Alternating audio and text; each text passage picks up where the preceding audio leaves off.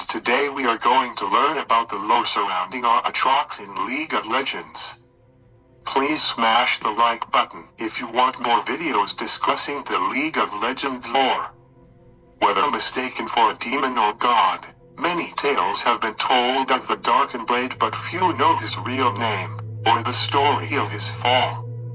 In ancient times, long before desert sands swallowed the empire, a mighty champion of Shurima was brought before the sun disk to become the avatar for a now forgotten celestial ideal.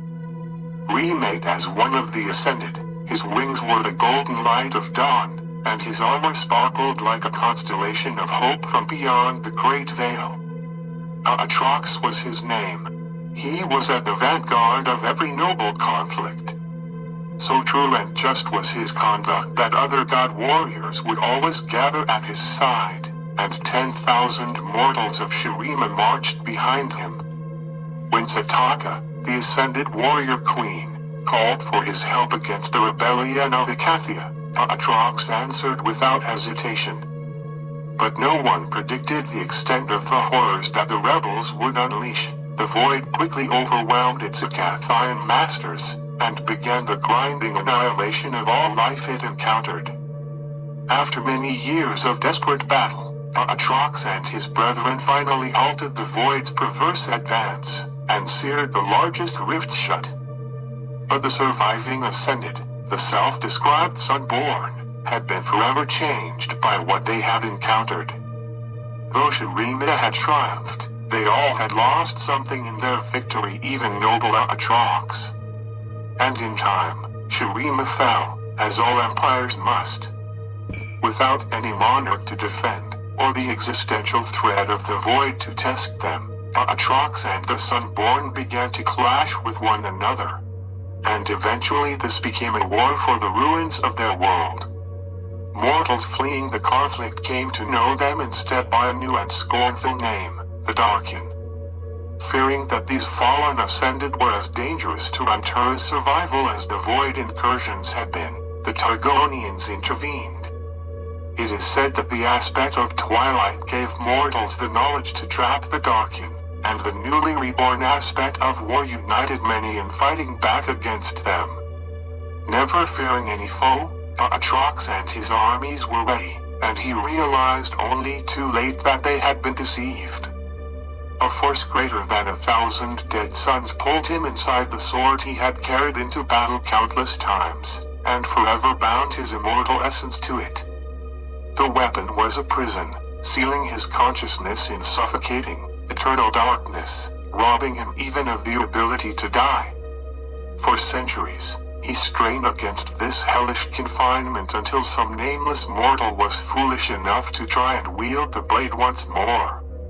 Aatrox seized upon this opportunity, forcing his will and an imitation of his original form onto his bearer, though the process quickly drained all life from the new body. In the years that followed, Aatrox groomed many more hosts, men and women of exceptional vitality or fortitude. Though his grasp of such magics had been limited in life, he learned to take control of a mortal in the span of single breath. And in battle he discovered he could feast on his victims to build himself ever larger and stronger. Aatrox traveled the land, searching desperately, endlessly, for a way return to his previous Ascended form, but the riddle of the blade proved unsolvable. And in time he realized he would never be free of it. The flesh he stole and crudely shaped began to feel like a mockery of his former glory, a gauge only slightly larger than the sword. Despair and loathing grew in his heart. The heavenly powers that Aatrox had once embodied had been wiped from the world, and all memory. Raging against this injustice, he arrived at a solution that could only be born of a prisoner's desperation. If he could not destroy the blade or free himself, then he would embrace oblivion instead. Now, Aatrox marches toward this merciless goal, bringing war and death wherever he goes. He clings to a blind hope. If he can drive all of creation into a final, apocalyptic battle, where everything else is destroyed, then maybe he and the blade will also cease to exist. And here is an account from Aatrox from being trapped with his blade. Darkness. The breath I cannot take plagues me. It is an emptiness in my lungs and throat. As if I had stopped mid-breath, and then held my lungs cruelly waiting. My mouth open, throat hollow, unable to pull in air. My chest, the horrible tension on my thorax. My limbs and muscles refuse to move. I cannot breathe. I am choking. The pressure builds. The stillness spreads to my chest and limbs.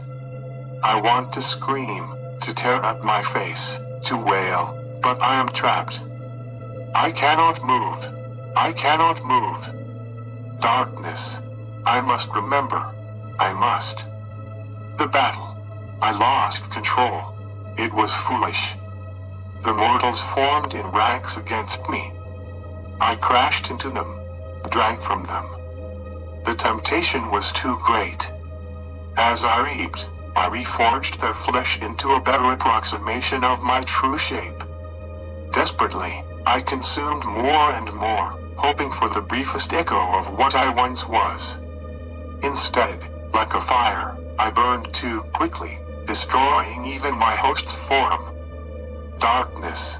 It was raining when we fought. What if the mud and filth cover me? What if I'm hidden for thousands of years? Trapped in this prison. The horror of that idea feeds my panic. The battle is ending. I can feel it. I must will my form upright. I must. I have no arms or legs. The darkness binds me, like a cocoon. No. I will myself upright. But I can't know if it is working. I cannot know anything but the darkness. Please, let some mortal find me. Please. I beg the darkness endlessly, but the humiliation of my plea is answered only with silence. But then I feel a mortal nearby. I have no eyes, no ears, but I can feel his approach. He is fleeing from adversaries. He must try to defend himself. He must grasp me. Can he see me? He could run past me. I would be left here. I feel his hand grip this form and his consciousness opens to me. I burrow into him, pulling him down. I am like a drowning man thrown into the sea by a shipwreck, dragging myself to the surface by clawing past my fellows. What's happening? The mortal screams. But he is silenced by the darkness, the endless darkness I have just escaped. And I have eyes. I can see the falling rain. The muck. The blood of this slaughtering field. In front of me stand two weary knights with spears. I cut them apart, and drink in their forms, recrafting this body to my needs. They are weak. I must move quickly. I must find a better wielder. A better host. Around me are only the dead and dying. I hear their souls retreating from this world. The fighting has not ended. It's moved inside the city walls. I force my new shape, limping, crawling, toward the sounds of battle. Toward a better host. I roar, but not in triumph. Never in triumph. I will drink from that city, but I will achieve only a grotesque mockery of my former glory. I was shaped by the stars, and the purity of my aspect. I was light and reason given shape. I defended this world in the greatest battles ever known. Now, blood and itchre drips from this stolen flesh as it decays. The muscles and bones struggle, tear, and protest the abomination I have become. I take a breath. No, Aatrox, I say, my voice wet and echoing off the dead that surround me. We will go onward, and onward, and onward. That's it for today. If you enjoyed the video, please like the video and subscribe, so that I can continue to make more videos like this.